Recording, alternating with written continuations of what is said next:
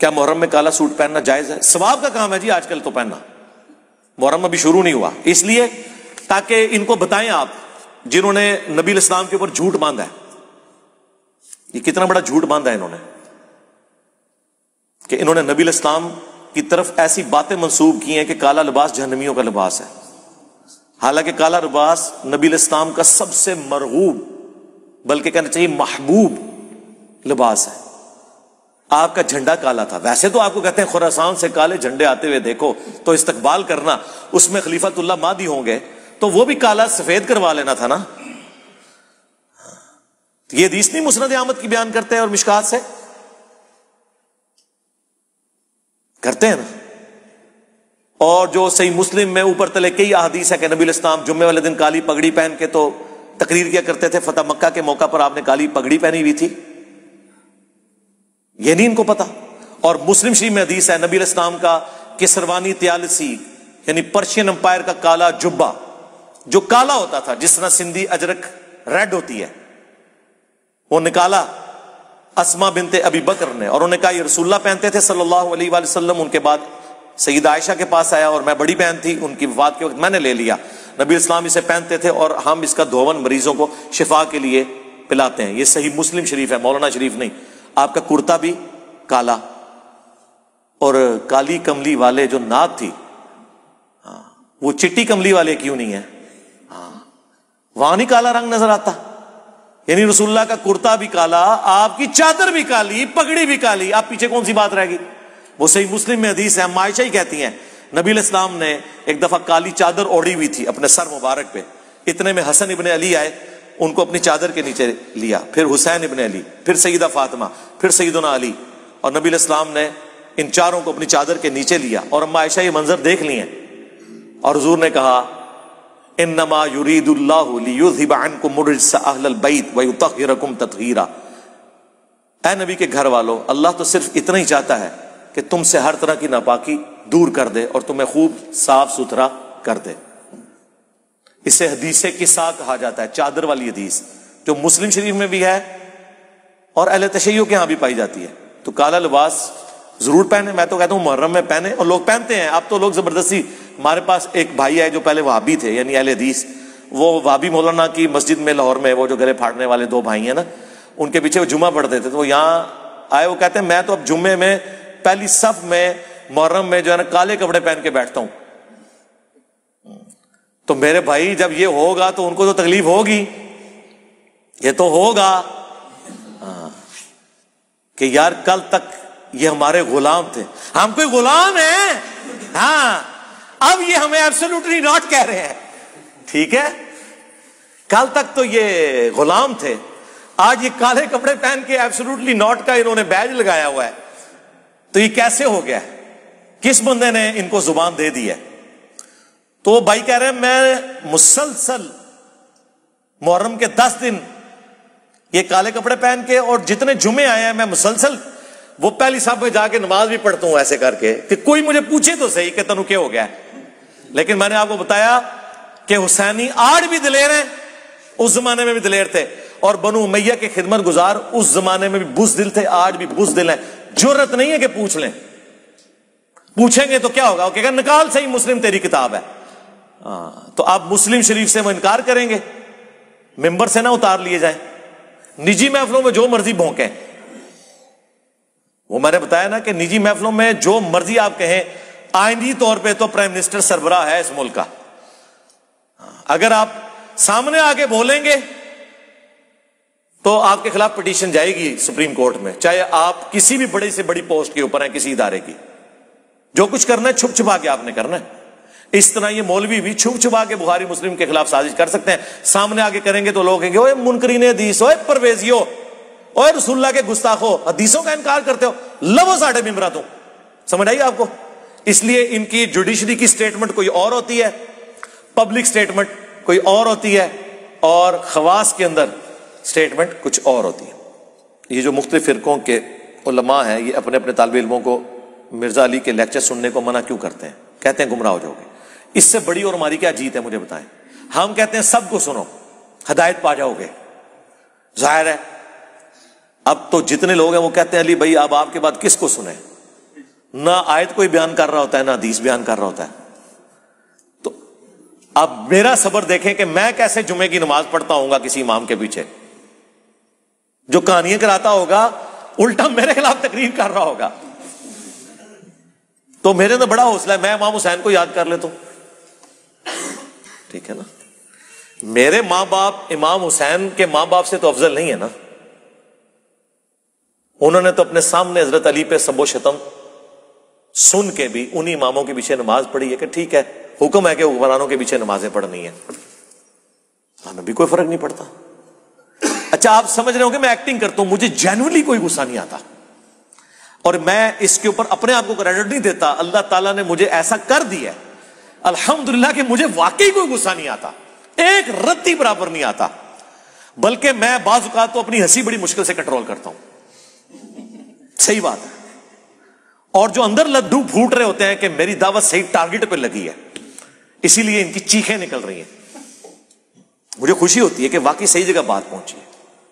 ہم کس بات کا یار, اللہ کے بندو, جب یہ کام کرنا ہے تو اس کے ساتھ یہ چیزیں جڑی ہوئی ہیں. اگر دعوت لانچ ہوئی ہے تو بدر و احد جڑی ہوئی ہے. ہاں, صرف یہ نہیں ہے کہ کعبے میں کھڑے ہو کے تو آپ نے جو ہے وہ 8 رکعت کے اندر جو ہے ایک سپارہ پڑھ لینا ہے حضور کے پیچھے. ہاں, صرف یہ نہیں ہوگا. ہاں, یہ رات کا قیام ہے, دن کا قیام ابھی باقی ہے. حضور کا بھی رات کا قیام بہت آسان تھا, ہاں مشکل تھا دن کا قیام. اسی لیے پھر آیا یا ایھا المدثر قم فانذر, اٹھ اور اب ڈر سنا. پہلے تو آپ رات کا قیام کرتے تھے, سارے انجوائے کر رہے تھے, قرآن سنتے تھے, روتے تھے, جس طرح آج کل بھی آپ دیکھتے ہیں لوگ رونا دھونا تو بڑا آسانی سے کر لیتے ہیں, لیکن دن کا قیام کتنا مشکل, تلوار اٹھانی پڑی, جان بھی گئی, تکلیفیں بھی اٹھانی پڑی. دن کا قیام, یہ دعوت و تبلیغ کا کام دن کا قیام ہے. دن کا قیام بہت مشکل ہے, رات کا قیام آسان ہے. تو لہذا صبر کریں, کوئی مسئلہ نہیں ہے. تو وہ کہتے ہیں کہ جی باقی تو منع کرتے ہیں. ہم اس لیے منع نہیں کرتے میرے بھائی کہ ہمیں پتہ ہے کہ جس کو بھی سنے گا نا اسے اور پتہ چل جائے گا کہ واقعی یار یہ تو کہانیاں کراتے ہیں. آپ مجھے بتائیں, اگر مصباحی صاحب حفظہ اللہ نہ ہوتے, میں کہاں سے کوئی بندہ لے کے آتا جو کہتا کہ انجینئر محمد علی مرزا کو کیا پتا کہ بابا کیا ہوتا ہے. بابے کا ایک اپنا ہی وکھرا جہاں ہوتا ہے, ہاں اس کا ایک اپنا ہی جہاں ہوتا ہے, اور اس کی باتوں میں بھی نہیں آنا آپ نے. اور ساتھ کہہ رہے ہیں کہ اس کو جو پیچھے سے پیسے مل رہے ہیں نا وہ نظر آ رہے ہیں. اور یہ بات کرتے ہوئے ساتھ ہی ایک بندے نے آ کے 500 کا نوٹ ان کے اس میں رکھا ہے اور انہوں نے پکڑا. ہمیں پیچھے سے آ رہے ہیں, آپ کو تو سامنے سے آ رہے ہیں. اب انجینئر مرزا محمد علی کو کیا پتا بابا ہوتا کیا ہے, وہ تو اس کو تو حضرت جی جو پیچھے سے پیسے آ رہے ہیں نا اس کو تو وہ نظر آ رہے ہیں, اس کو کیا پتا بابا ہوتا کیا ہے. بابا اپنے زمانے میں ایک زمانہ ہوتا ہے, بابا اپنے جہاں میں ایک جہاں ہوتا ہے, اس کا وکھری ایک جہاں ہوتا ہے.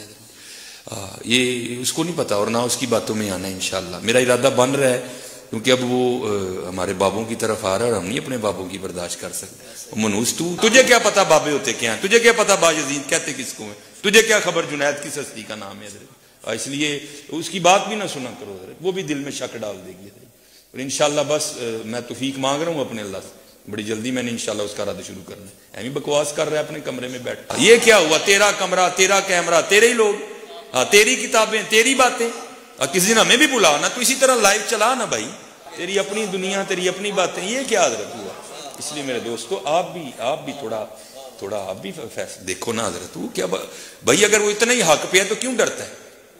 ہم نئی گنے لے کے جائیں گے اور ہمیں گن کی لوڑ ہی نہیں, ہم تو درود والے ہیں حضرت. ہم نہیں برود والے حضرت, ہمارا درود ہی ہمارا برود ہے حضرت, ہمیں نہیں لوڑ کوئی بھی حضرت. ہم نہیں برود والے حضرت, ہمارا درود ہی ہمارا برود ہے حضرت, ہمیں نہیں لوڑ کوئی بھی حضرت. بلائے نا حضرت, اگر وہ اتنا ہی سچا ہے. اگر اصل میں لوگوں کا بھی تھوڑا مزاج بن گیا ہے کہ باطل کو جلدی تسلیم کر لیتے ہیں حضرت. بات اتنی جلدی نہیں حضرت جی. اگر چلو 100 نکال دیا تو کیا 1300 سالوں سے دنیا باطل پہ تھی, آج تو حق والا جام پڑا ہے, تجھے کیا نظر آ گیا الو کے پٹھے. تو بہرحال یہ جو ہے نا کتابیں پڑھا کرو حضرت جی, خود دیکھا کرو کہ ہمارے بڑے تھے کیا ہے. اور آپ کیا سمجھتے ہیں جب یہ آپ جملے بولتے ہیں تو مجھے ڈسکریج کر رہے ہیں. عام آدمی پہ جب جھوٹا الزام لگتا ہے نا تو ڈسکریج ہوتا ہے. میں خوش ہوتا ہوں کہ یا اللہ مجھے تو پتا ہے نا مجھے پیچھے سے کوئی پیسہ نہیں آ رہا, اس کا مطلب میں واقعی حق کے اوپر ہوں, میری تو ایمان میں اور اضافہ ہوتا ہے. آپ کیا سمجھتے ہیں اس کی وجہ سے میں ڈسکریج ہو جاؤں گا؟ اور پھر دیکھیں کس طرح انہوں نے بے دھڑک الزامات وہ لوگ لگا رہے ہیں جن کو سعودیہ سے فنڈنگ آتی ہے, ہمیں کہتے ہیں ان کو ایران سے فنڈنگ آتی ہے. جسے ایران سے فنڈنگ آتی ہے وہ کہتے ہیں اسے سعودیہ سے فنڈنگ آتی ہے. کہنے جی وہ ٹرکاں دے ٹرک سعودیہ والے نے پمفلٹ بھیجے سن, ادو تک 5B نہیں سی نہ آیا تو سعودیہ دے کھاتے چ پہ کے میرے توحید والے اور نماز والے پمفلٹ ہوں پتہ لگ گیا جے. ایک کیسا بندہ ہے جنہوں سعودیہ بھی فنڈ دے رہا ہے اور ایران بھی فنڈ دے رہا ہے. ٹھیک ہے, وہ حقیقت ٹی وی والوں نے جب انٹرویو کیا انہوں نے مجھ سے پوچھا جی آپ کے پاس کون سا فون ہے جی آپ پاس, خدا یہاں تو ایک مولوی ہے جو اب میں نام نہیں لیتا, وہ اشارہ بھی نہیں کرتا ورنہ آپ پہنچ جائیں گے, اس کے پاس کچھ لوگ گئے, انہوں نے کہا جی انجینئر صاحب کے پاس تو ویگو ڈالا ہے وہ انہوں نے چھپا کے رکھا ہوا ہے. بھائی چھپا کے رکھنا ہے, میں عثمان بھائی کے والے نہ کروں جو بیچارے روزانہ جو ہے وہ مٹیریل اپنا لوڈ کرواتے ہیں اس کے اوپر رکشوں کے اوپر, میں ان کے حوالے کروں کہ مٹیریل لوڈ کرو تے غریب لوگوں جناب تسی تقسیم کرو, نو پروفٹ نو لاس ہوتے. خدا دا نا جے کہانیاں بنائی ہوئی ہیں. علی بھائی آپ بھی اپنے طلبہ سے کہیں کہ ان سارے فرقوں کو تبلیغ کریں. جی ہمارے طلبہ وہ کچھ کر رہے ہیں کہ جو یقین کریں تنخواہ دے کے بھی نہیں کروایا جا سکتا. جس طرح سوشل میڈیا پہ لوگ تو کہہ رہے ہیں جی عمران خان صاحب نے پیسے دے کے بندے رکھوائے میں, آپ کی آنکھوں پہ پردہ ہے. اگر آپ اس وشفل تھنکنگ میں اپنی زندگی گزار رہے ہیں تو آپ کی عقل کا اللہ علاج کرے. ٹھیک ہے چند لوگوں کو انہوں نے پیسہ دیا لیکن لاکھوں لوگوں کے خرچے عمران خان صاحب اپنے گھر سے نہیں چلا رہے.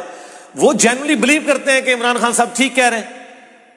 عمران خان صاحب کو ملینز آف ٹین ایجرز ملے ہوئے ہیں جو ان کے حق میں ٹرینڈ چلاتے ہیں بغیر پیسے لیے.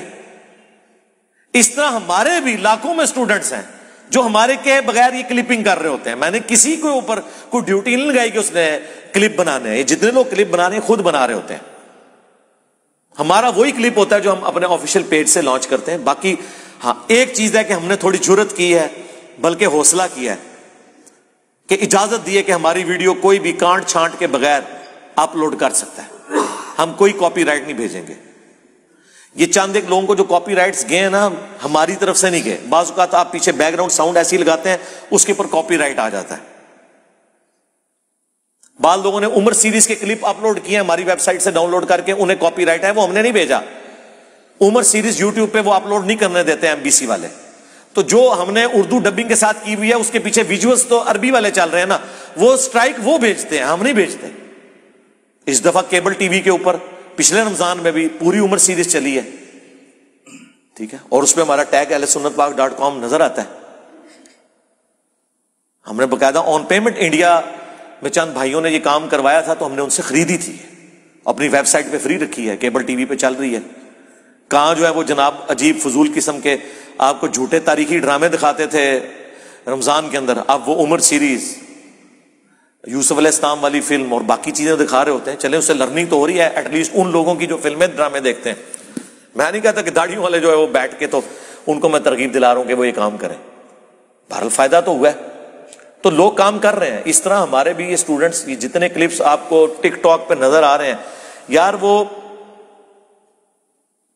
ٹک ٹاک کے اوپر 1 ملین سے زیادہ سبسکرائبرز یا فالوورز کہہ لیں, کوئی بھی لفظ جس بندے کے ہیں نا, وہ بندہ یار ایک فیکٹری میں دہاڑی کے اوپر ملازم ہے. انگریزی تو دور کی بات, اس کی اردو بھی ٹھیک نہیں ہے. اس نے اپنے شوق سے بنایا. وہ مجھے بھی بہت بعد میں پتا چلا, جب اس کے 1 ملین ہونے والے تھے تو مجھے پتا چلا یہ بندہ ہے. اس کے پاس اتنا کرایہ نہیں تھا کہ مجھے آ کے مل سکے. پھر میں نے اسے کرایہ دے کے بلوایا ادھر, اس کی حوصلہ افزائی کی. اللہ کے لیے مجاہد لگے ہوئے. آپ جو تنخواہیں دے کے بندے رکھتے ہیں نا, ہمارے بندے تو فریلی وہ کام کرتے ہیں اللہ کی رضا کی خاطر, وہ سارے کام کر رہے ہوتے ہیں. اسی یہ نہ سمجھیے گا, سوشل میڈیا پہ آپ کسی بھی اسلامک ٹاپک کے اوپر جا کے یوٹیوب پہ سرچ کریں, ہماری ایک ویڈیو نہیں سینکڑوں ویڈیو کھل جاتی ہے. اس لیے کہ ہم نے مختلف چینلز کو اجازت دی ہوئی ہے. ہزاروں میں چینلز ہیں جنہوں نے ہماری ویڈیو اپلوڈ کی ہوئی ہیں, ہزاروں میں. #, انجینئر محمد علی مرزا لکھیں نا آپ جا کے گوگل میں, آپ کو پتا چل جائے گا کتنے چینلز ہیں اور کتنی ویڈیوز ہیں. تو یہ سارے کے سارے لوگ وہ ہیں کہ جو اپنے اون پہ کر رہے ہیں. ہم نے اجازت اس لیے دی ہے کہ ہم دین کا کام چاہتے ہیں, اور دوسرے اس لیے اجازت نہیں دیتے کہ وہ پیسہ کماتے ہیں. وہ کہتے ہیں اگر آپ ویڈیو بنائیں گے, میں آپ کو بتاؤں پاکستان لیول کے علماء ہیں جن کی ویورشپ ہے, مفتی ہیں, وہ باقاعدہ سٹامپ پیپر پہ ایگریمنٹ کرتے ہیں کہ 40% ہمارا 60% تمہارا, تب ویڈیو اپلوڈ کرنے دیں گے, ورنہ سٹرائک پھینک کے چینل ڈیلیٹ کروا دیتے ہیں. اب میں نام نہیں لیتا, بالکل پرسنل ہو جائے گا. ہم یہ نہیں کرتے. لوگ کہتے ہیں انجینئر صاحب اتنے کلپ کہاں سے آ گئے, اتنے مارکیٹ میں کیسے کلپ پھینکتے رہتے ہیں. بھائی آپ بھی اجازت دیں اور بات بھی کوئی کریں کہ لوگ سنیں. یہ نہیں ہے کہ اور لوگ کہتے ہیں بند کمرے میں بیٹھا, تسی بند کمرے کے تسی منارے پاکستان کھلو گے نا, لکھاں دا مجمع وہ سامنے ریکارڈنگ کرا کے یوٹیوب تے چڑھاؤ, میں تک نہ تو کون ویکھدا ہے. کوئی مواد بھی ہوگا تو دیکھیں گے نا. اچھا یہ جتنے بند کمرے کی بات کر رہے ہیں خود اکیلے بیٹھ کے میرے خلاف ویڈیو ریکارڈ کرا رہے ہوتے ہیں. بند کمرے کا تو مسئلہ ہی نہیں ہے. مسئلہ یہ ہے کہ آپ کو لوگ نہیں سنتے, زیادہ سے زیادہ میمز کے لیے سنتے ہیں.